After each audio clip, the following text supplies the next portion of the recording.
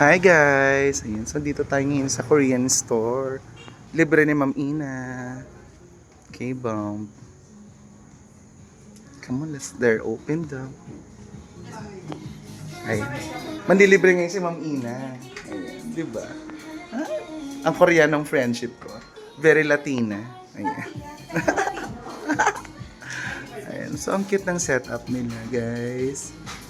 Dito yung pagpasok mo, dito yung mga... Ano, sige ma-introduce mo, ma'am, yung product nila, ma'am. Yeah. Oh, at least meron na mga ganitong setup ngayon. Then, after makapili ng noodles, ma'am, here ka na sa lutuan area nila.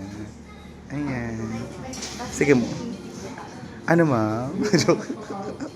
Ayan. So. Then, say hi, sir. Hello. Hello. It's very accommodating ang kanilang owner. Hello, sir.